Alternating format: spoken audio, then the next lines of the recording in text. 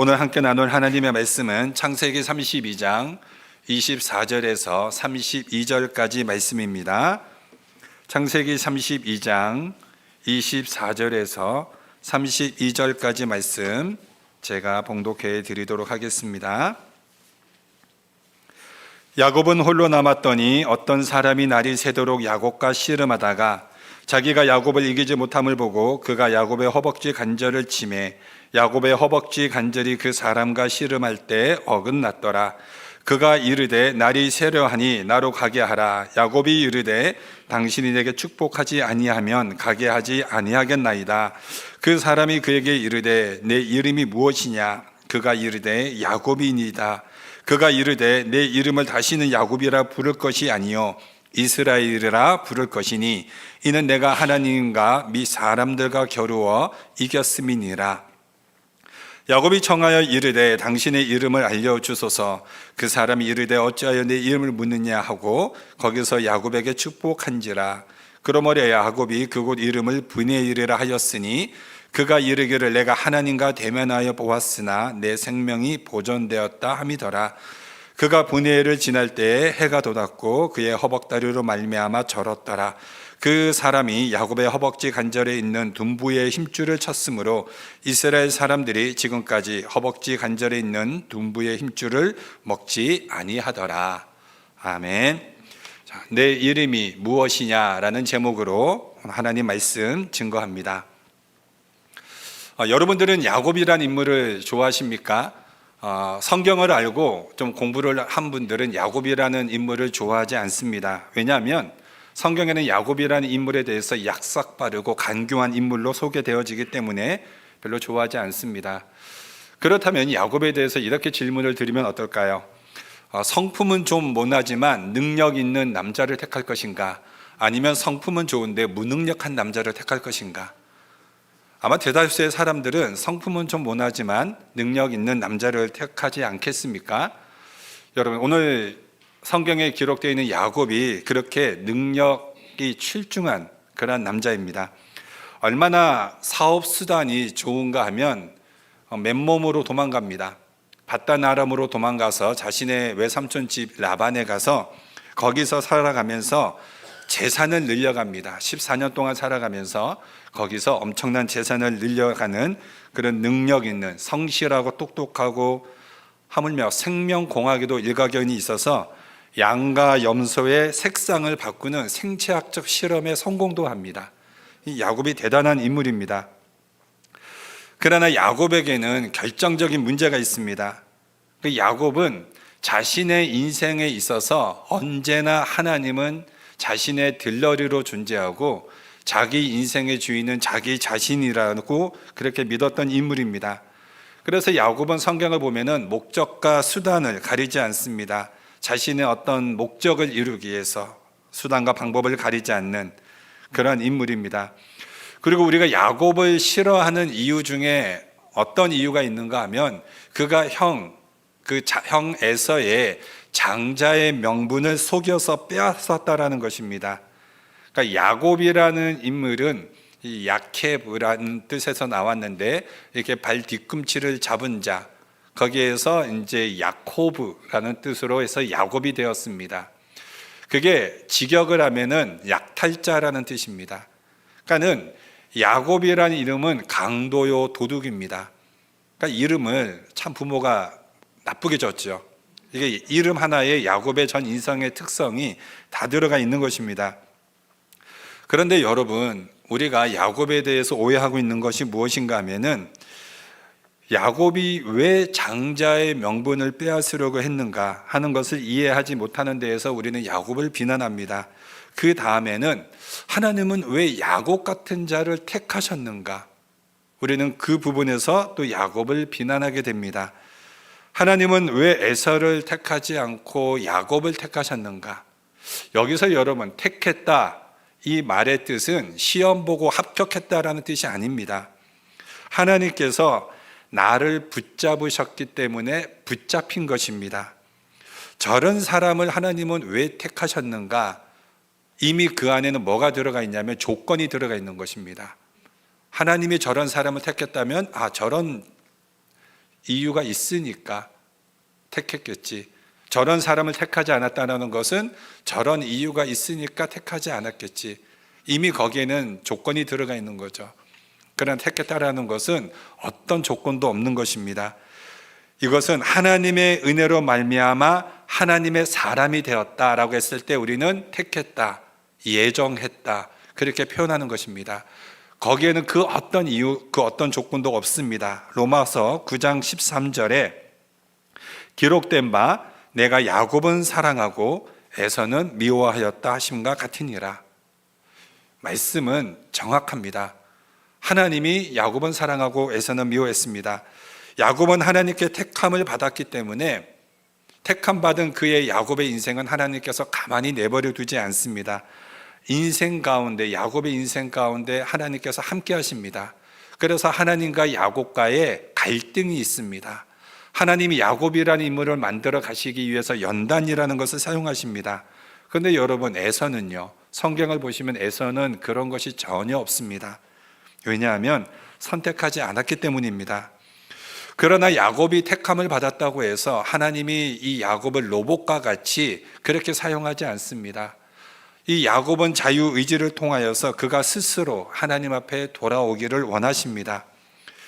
야곱이 장자의 명분을 빼앗은 이유는 그 가족의 유산을 물려받기 위한 그 물질의 욕심이 있어서 장자의 명분을 빼앗은 것이 아닙니다. 야곱이 장자의 명분을 빼앗을 수 있었던 가장 큰 이유는 무엇인가? 그 이유는 리브가, 그의 어머니 리브가를 통하여서 하나님이 리브가에게 계시를 전해주지 않았습니까? 그리고 그 리브가는 하나님께 받은 그 계시를 야곱에게, 아들에게 전해주었기 때문에 그가 장자의 명분을 빼앗았던 그 이유가 됩니다. 그런데 우리는 이렇게 생각할 수 있죠. 그렇다면 하나님께서 야곱에게 장자의 명분을 주기로 하셨다면 가만히 있다가 받을 것이지 왜 굳이 형 에서를 속여가지고 그 장자의 명분을 빼앗았는가? 그 빼앗으려고 이렇게 애를 썼는가? 우리는 이렇게 한번 따져봐야 합니다. 여러분, 구약에 있어서 언제나 가문의 혈통은 장남이 이어갑니다. 차남에게는 있지 않습니다. 장자만이 그 가문의 혈통을 이어갈 수 있습니다. 그래서 마태복음 1장 1절에는 족보에 대해서 설명을 하죠. 아브람과 다윗의 예수 그리스도의 세계라 하면서 낳고 족보에 들어갑니다. 그 족보에 원래 장자라면 에서가 들어가야 되는데 그 족보에 야곱이 들어갑니다. 왜냐하면 야곱이 그 장자의 명분을 빼앗았기 때문에 그렇습니다. 여러분, 구약은 상징입니다. 그리고 그 사건을 통하여서 어떤 의미를 알려주기 위해서 상징적으로 사용을 합니다. 그래서 야곱이 장자의 명분을 빼앗았다, 이 사건을 신약적으로 설명을 한다면 이렇게 의미가 되는 것입니다. 나는 예수가 필요하다. 나는 어떠한 수단과 방법을 가리지 않고서도 나는 꼭 예수님의 족보에 들어가야겠다. 바로 야곱이 장자의 명분을 빼앗은 이유는 신약적으로 바로 이 의미로 설명이 됩니다. 창세기 25장 32절에 보면 에서가 내가 죽게 되었는데 이 장자의 명분이 내게 무엇이 유익하리요? 그렇게 설명하고 있습니다. 이 말의 뜻은 내가 먹고 살아가는 이 삶에 있어서 예수 그리스도가 뭐가 그렇게 필요하냐? 나는 예수 그리스도보다 먹고 사는 게 더 중요하다. 이렇게 상징적으로 이야기하고 있는 것입니다. 그런데 이것을 성경에서는 영적으로 어떻게 이 문제를 내포하고 있습니까? 34절에 에서가 그 장자의 명분을 경홀히 여겼다. 경홀히 여겼다라는 뜻을 지금의 뜻으로 설명하면 망령되게 행했다. 너희의 인생이 망하는 선택을 했다라는 겁니다. 성경이 그렇게 지금 지적을 하고 있는 것입니다. 야곱이 에서에게 있는 이 장자의 명분을 빼앗았던 것은 그 행동 자체는 하나님 앞에 꾸중을 받기에 마땅하지만 그가 나는 예수가 필요하다, 이 고백만큼은 그 무엇을 갖다 비교하여도 절대 비교할 수 없는 그의 인생에 가장 중요하고 시급한 고백입니다. 그래서 야곱의 인생에 있어서 형 에서가 몇 번이나 죽이려고 합니다. 그 죽음 앞에 있어서도 야곱은 절대로 이것만큼은 양보하지 않습니다. 장자의 명분만큼은 절대로 형에게 되돌려주지 않습니다. 무엇을 말하는 것입니까? 나는 결코 예수님을 포기할 수 없다. 이 고백인 것입니다.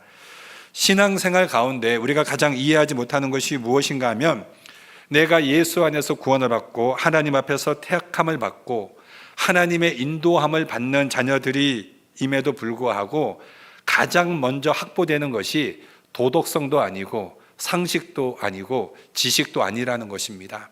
하나님께 택함을 받고 하나님 앞에 인도함을 받았을 때 가장 먼저 맞닥뜨리는 것이 무엇입니까? 바로 예수 그리스도의 십자가입니다. 그 십자가 앞에 부름을 받았음에도 불구하고 사람으로 되는 데에는 한참이 걸립니다. 내가 구원을 받았지만은 구원받은 백성처럼 살아가면은 오랜 시간이 걸리는 거죠.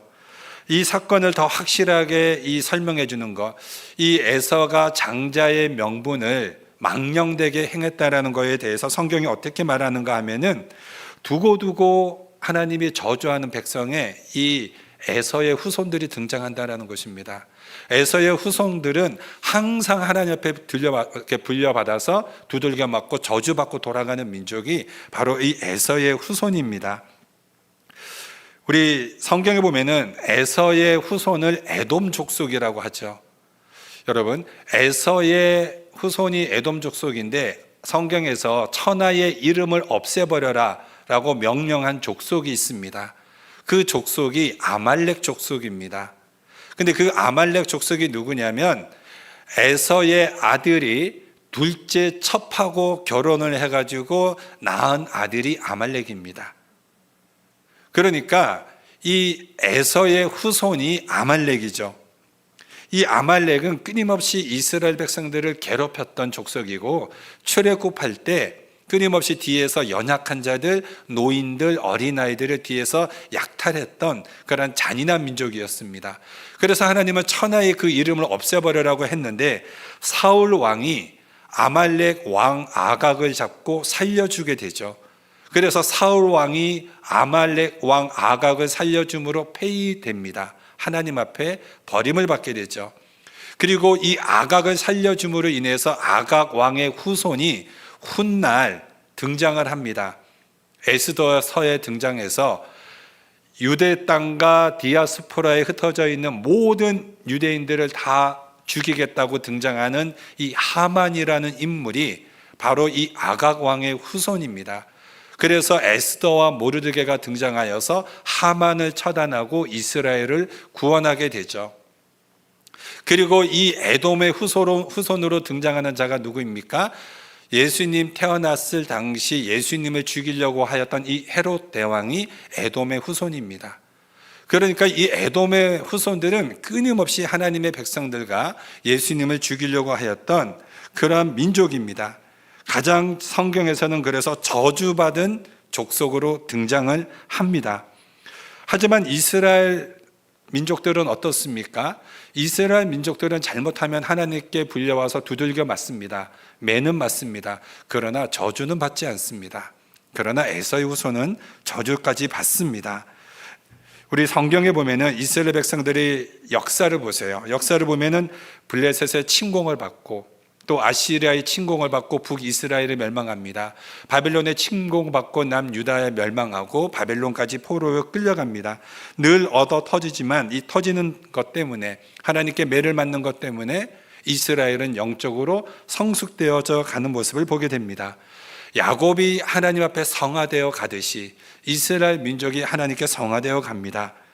성도 여러분, 우리가 신앙생활하면서 우리 사람들, 인간들을 대단하게 보지 마십시오. 우리는 신앙생활하면서 끊임없이 하나님을 믿는다고 하지만 우리는 끊임없이 넘어집니다. 그러나 우리가 일어설 수 있는 이유는 무엇입니까? 나는 넘어지지만 넘어진 나를 언제나 나를 붙들어 이렇게 세워주시는 하나님의 손이 있기 때문에 우리가 그 자리에서 일어날 수 있는 것입니다. 우리가 좌절하지 않는 이유, 우리가 포기하지 않는 이유가 무엇입니까? 하나님이 우리의 인생을 포기하지 않으시기 때문입니다. 우리는 야곱의 일생을 통하여서 우리의 인생이 언제나 우리의 계획과 우리의 목적대로 마음대로 결정되어지는 것이 아니라 언제나 하나님의 뜻과 하나님의 인도하시는 그 자리에까지 인도하시고 우리를 영적인 수준으로 성장시키셔서 언제나 하나님의 뜻을 깨달을 수 있는 성숙된 자리로 하나님이 우리를 이끌어 가신다라는 것입니다. 그리고 그 야곱의 인생을 바라보게 되면은 드디어 이 야곱이 베델에서 하나님을 만나게 됩니다.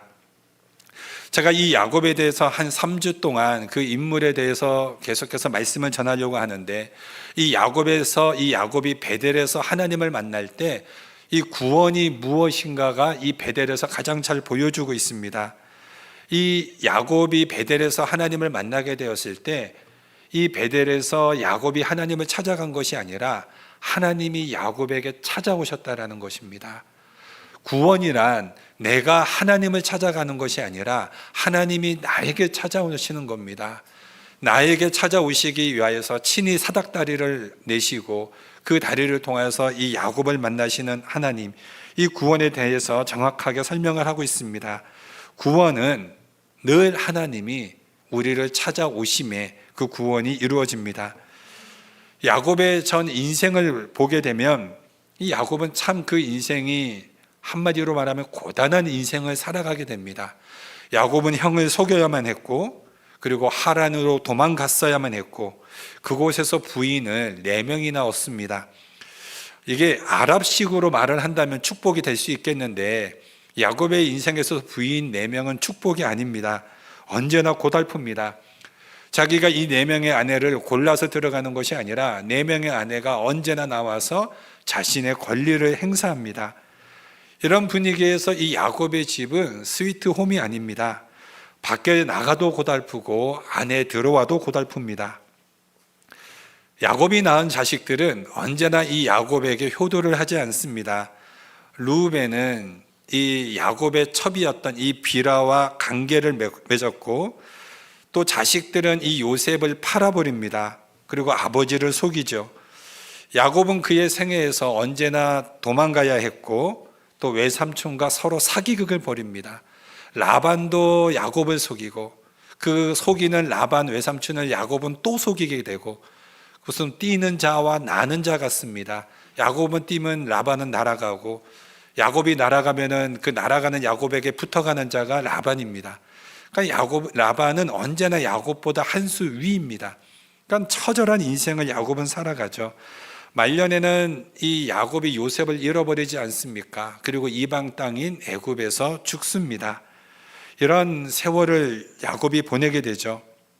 그러면 여러분, 예수를 믿는 인생과 예수를 믿지 않는 인생, 어느 인생이 편할까요?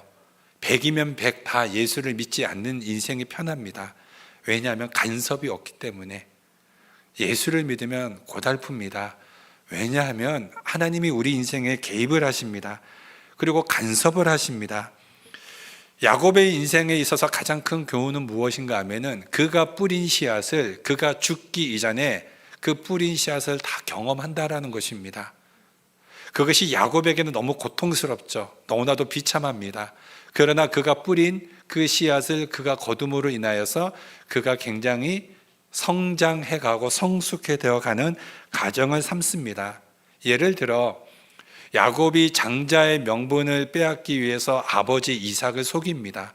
그 아버지 이삭을 속일 때 잡은 짐승이 뭡니까? 사람들은 보통 양이라고 생각하는데 염소입니다. 그러니까 염소를 잡아가지고 염소토를 붙여서 에서처럼 속이게 되죠. 이 야곱의 자식들이 요셉을 죽이려고 하였다가 팔아버립니다.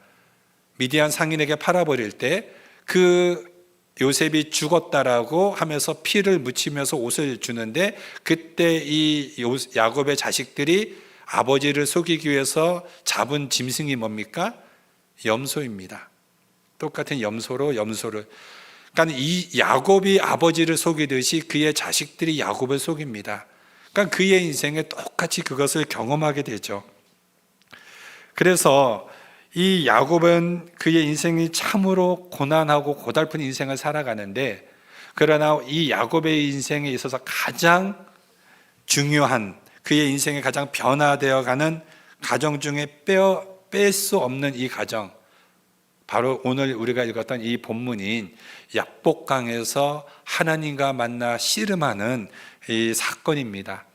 이게 야복이라는 뜻은 씨름하다라는 뜻입니다. 그러니까 아마 나중에 야곱이 이곳을 야복이라고 이름을 지은 것 같습니다. 처음부터 야복은 아니었던 것 같아요. 야곱은 이곳에서 이제 잠을 자게 됩니다.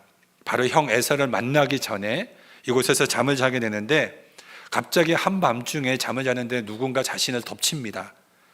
그랬을 때 본능적으로 누구를 생각했겠습니까? 딱 두 사람을 떠올리게 되죠. 형 에서가 사람을 보내서 나를 죽이려고 하는가? 아니면 자신의 외삼촌인 라반이 자기를 속인 것에 대해서 분노하여서 자기를 죽이려고 하는가? 이제 그 사람과 캄캄한 어두운 밤에 이제 생사를 거는 싸움을 하게 됩니다. 그 생사를 건 싸움을 밤이 새도록 하였다라고 성경을 기록하고 있습니다. 그리고 이제 날이 밝으려고 하는 그 시점에, 여명이 밝아오기 이전에, 바로 그 이전에 이제 드디어 이 야곱이 승리를 거두게 됩니다. 오늘 이것이 주는 메시지가 무엇입니까? 여러분, 온 우주를 통틀어서 가장 강하고 전능하신 분이 하나님이십니다. 하나님이 이 세상에서 가장 강하신 하나님인데, 야곱이 이 하나님과 지금 싸움을 해서 이겼습니다. 그러면은 이 세상에서 가장 강한 사람이 누굽니까? 야곱이 되는 거죠. 야곱이 이 세상에서 가장 강한 존재가 되는 것입니다. 그렇기 때문에 이 강한 싸움에서 드디어 야곱이 승리하게 되면서 이후에 이 야곱, 약탈자, 강도요 도둑이라는 이 이름에서 여호와와 겨루어 이겼다 라는 이름의 이스라엘로 이제 이름을 바꾸어 주는 계기가 됩니다. 그러나 더 중요한 것이 바로 이 야복나루에 담겨 있습니다. 아까도 말씀을 드렸듯이 야곱은 자신의 전 인생은 자신이 주인이라고 생각하고 언제나 자신이 옳은 대로 자신의 판단과 경험에 의해서 자신이 선택하고 결정을 지었습니다. 거기에는, 그 결정에는 언제나 하나님은 배제되어 있습니다. 하나님을 믿는다고 하는 하나님의 족장임에도 불구하고 항상 하나님은 자신의 선택과 결정에 항상 뒤에 있습니다. 하나님을 의식하지 않습니다. 하나님을 인정하지도 않습니다. 항상 자신의 인생에 자신이 주인입니다. 그런데 이것이 철저하게 깨지는 사건이 이 야복나루터입니다. 내가 너의 인생의 주인이요, 내가 바로 생사하복의 하나님이다. 우리가 살고 죽는 거, 우리가 저주받고 복을 받는 거, 이 모든 것의 주인이 하나님이다. 하물며 너의 목숨마저도 너의 것이 아니라 바로 나의 것이다. 바로 이것으로 세워지는 이 사건이 바로 야복나루터입니다. 이것을 하나님께서 야곱에게 확인시키러 하나님이 직접 오셨습니다. 그걸 알리러 오셨는데 야곱이 항복을 하지 않는 겁니다. 야곱은 악착같이 자신의 힘으로 살아갔던 인물이죠. 그리고 성공을 맛봤던 인물입니다. 이런 사람의 특징은 뭡니까? 자신의 주관, 자신의 고집이 굉장히 강합니다. 자신의 고집이 꺾이면 자기가 죽는다고 생각하죠. 절대로 자신의 의견을 돌이키지 않습니다. 그래서 야곱이 항복하지 않습니다.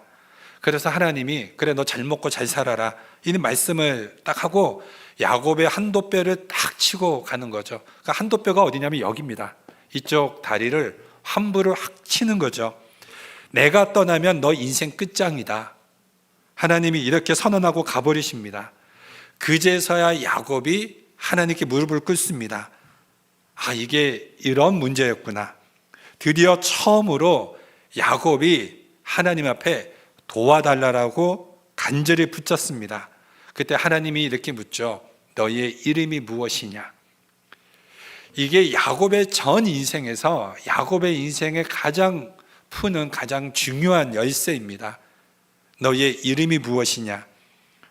하나님은 지금 야곱에게 그의 생애가 너의 손에 달려있지 않고 바로 내 손에 달려있다. 이것을 확인시키기 위하여서 지금 하나님은 야곱에게 오셨습니다. 그런데 그 이전부터 하나님은 야곱의 생애를 통하여서 그것을 끊임없이 설명을 했습니다. 제가 앞으로 야곱의 생애에 하나님이 어떻게 간섭을 하시고 어떻게 하셨는가를 함께 나눌 텐데, 그럼에도 야곱은 항복을 하지 않습니다. 자신의 주관, 자신의 고집을 꺾지 않습니다. 하나님이 간섭도 하셨습니다. 그래도 야곱이 말을 듣지 않습니다. 그래서 하나님이 직접 오신 겁니다. 바로 이 야복 나루터에 하나님이 직접 오셔가지고 밤새도록 씨름을 했습니다. 야곱은 지금 이 하나님과 씨름을 함에 있어서 이제는 승리의 문 앞에 와 있습니다. 이제 내가 조금만 더 힘을 내면은 내가 이길 수 있겠구나. 야곱은 이 씨름에서 그의 인생에서 처음으로 정정당당하게 지금 이 씨름에서 지금 이 응하고 있습니다. 언제나 속였던 자, 언제나 실수를 부렸던 야곱이지만 이 순간만큼은 야곱은 정정당당했습니다. 이제 내가 조금만 더 힘을 쓰면 이길 것 같은 그 찰나에 상대방이 치사하게 비열한 방법으로 한도뼈를 치는 겁니다. 그 순간 야곱이 깨닫게 되는 거죠. 내가 이러한 방법으로 인생을 살았구나. 내가 참으로 비열하게, 야비하게 내가 인생을 살았구나. 이것을 깨닫는 겁니다. 그래서 무릎을 꿇고 축복을 간구합니다. 나를 축복해 주세요. 그래서 이름을 물어보는 거죠. 야곱은 수단과 방법을 가리지 않고 자신의 인생을 만들어가는 자였습니다. 이름을 묻자 야곱이라고 고백합니다. 나는 약탈자입니다. 나는 강도요 도둑이었습니다. 나는 지금까지 항상 내가 빼앗고 쟁취하고 성취하였습니다. 이 고백을 하는 거죠. 이 고백이 무슨 의미입니까? 내가 하나님 앞에 자신의 전 인생을 내어놓고 회개하는 겁니다. 나 지금까지 이렇게 살았는데 남의 것을 빼앗고 남의 복을 빼앗고 성공을 위하여서는 수단과 방법을 가리지 않았는데 나 더 이상 이렇게 살지 않겠습니다. 이 고백을 하는 거죠. 그리고 떨어지는 축복이 뭡니까? 이스라엘입니다. 그래서 하나님이 그의 이름을 물어본 것이죠. 야곱은 그의 인생에서 단 한 번도 복을 구걸해 본 적이 없는 사람입니다. 복이라는 것은 빼앗고 성취하는 것이지 얻는 것이라고 생각하지 않았습니다. 그런데 그것을 이제 구하는 것입니다. 그가 낯선 사람에게 쓰러지는 순간 비로소 그의 패배가 완벽한 패배라는 것을 알게 되죠. 내가 지금까지 살아온 이 인생이 철저하게 잘못된 인생이었구나. 나는 실패한 인생이었구나. 이것을 바로 이 야복강에서 깨닫게 되는 것입니다. 야곱은 이 패배를 통하여서 그의 인생의 새로운 정체성을 얻게 됩니다. 이제는 이스라엘이라는 정체성을 얻게 되죠. 그 정체성은 뭡니까? 나는 더 이상 야곱과 같은 인생 살지 않겠다. 나는 철저히 하나님과 동행하는 삶을 살겠다. 하나님과 함께 동행하는 삶을 살고 하나님이 내 인생의 주인이 되신다면 나는 언제나 이 세상에서 승리할 수 있고 이길 수 있다. 왜? 하나님이 나와 함께 하시기 때문에. 이 고백의 이스라엘로 그가 살아가게 되는 거죠. 그렇기 때문에 이 야곱은 이 하나님이 그에게 허락하여 주신 이름, 이 이스라엘이라는 이름과 함께 동시에 이 야곱은 이제 그의 흔적을 그의 몸에 가지게 됩니다. 이 야곱에게는 평생 이제 지울 수 없는 이 흔적을 가지게 되는 것이 바로 무엇입니까? 바로 이 한도뼈를 침으로 인하여서 절뚝거리는 이 몸의 흔적을 통하여서 평생 이 야복강에서 하나님과 만나 이제 씨름하며 하나님이 야곱이 아닌 이스라엘로 바꿔주신 이 이름의 흔적을 그가 평생 잊을 수 없는 거죠. 각인하는 거죠. 그래서 이제는 야곱 이후의 후손들이 이제는 이 한도뼈의 큰 힘줄을 먹지 않았다라고 성경이 이야기하고 있습니다. 이 사건을 야곱에게 있어서는 야복 나루터이지만 모세에게 있어서는 떨기나무 사건이 될 것이고 다윗에게 있어서는 밧세바 사건이 될 것입니다. 베드로에게는 부활하신 예수님께서 갈릴리 호수에서 찾아가서 만나신 사건이 될 것이고 사도 바울에게 있어서는 다메섹 사건이 될 것입니다. 중요한 것은 바로 무엇입니까? 우리의 인생 주인이 누구인가 하는 것입니다. 나의 능력과 수단으로 사업하고 자식을 내 마음대로 가르치며 인생이 바로 내가 인생의 주인이다. 우리가 이렇게 생각하고 살아가고 있지는 않습니까? 내가 하나님을 믿는다라고 그렇게 입술로 고백은 하지만 결정적인 순간에 결정적인 선택을 함에 있어서는 하나님 앞에 순종하고 뜻 앞에 그 앞에 순종하고 나아가기보다 내 생각, 내 감정, 내 의지, 내 경험을 내가 추구하고 나아가고 있지는 않습니까? 이것을 깨트리는 사건이 바로 이 약복 나루토 사건인 것입니다. 하나님은 살아계시며 내가 너의 인생의 주인이다. 그 흔적을 바로 야곱의 몸에다가 하나님은 그 흔적을 심어 놓으셨습니다. 이것을 헬라어로 스티그마라고 합니다. 흔적을 가지게 된 것이죠. 이제 성경을 보니 어두운 시간이 지나면서 동토옵니다. 날이 조금씩 밝아옵니다.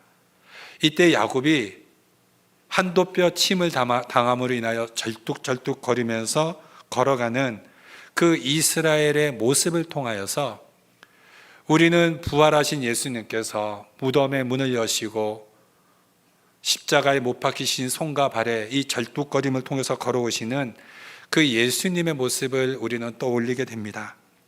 그의 몸에는 승리 자체인 이 패배의 자랑스러운 훈장을 갖고 계시는 이 예수님의 모습을 우리는 기억하게 됩니다. 하나님의 손에 의한 인간 영혼의 장엄한 패배를 바로 예수님 또한 그의 몸에 그의 흔적으로 가지고 계셨습니다. 그래서 기꺼이 도마에게도 못자국 난 손과 이 손을 보여주시면서 만져보라고 하셨던 것처럼 우리를 위하여서 십자가에 장엄한 패배의 흔적을 가지고 계신 예수님, 그 예수님께서 부활하신 이 새벽에 밝아오는 여명에 걸어오시는 이 모습에 우리는 이 야곱의 모습과 함께 이 오보렙을 떠올리게 됩니다. 사랑하는 성도 여러분, 우리는 야곱과 같은 그런 인생을 끊임없이 살아갑니다. 하나님 앞에 조금 더 성화되어 가는 것 같지만 또 나도 모르게 이 간교하고 이 약삭 빠르고 이 강도와 같은 그런 인생을 살아가는 나의 모습에 언제나 하나님은 찾아오셔서 또 한 번 내 손을 잡고 일으켜 주시는 그 하나님, 나를 찾아오신 그 예수님 앞에 그 예수님을 나의 구주로 모시고 예수님이 나의 인생의 주인임을 우리가 고백하며 오직 그 예수님의 뜻 앞에 나의 생각, 나의 계획 다 내려놓고 주님 뜻 앞에 순종하며 한 걸음 한 걸음 걸어 나아가는 그런 우리 벨뷰 한인 장로교회 우리 사랑하는 교회 공동체 되어지시기를 주님의 이름으로 축원드립니다. 기도하겠습니다.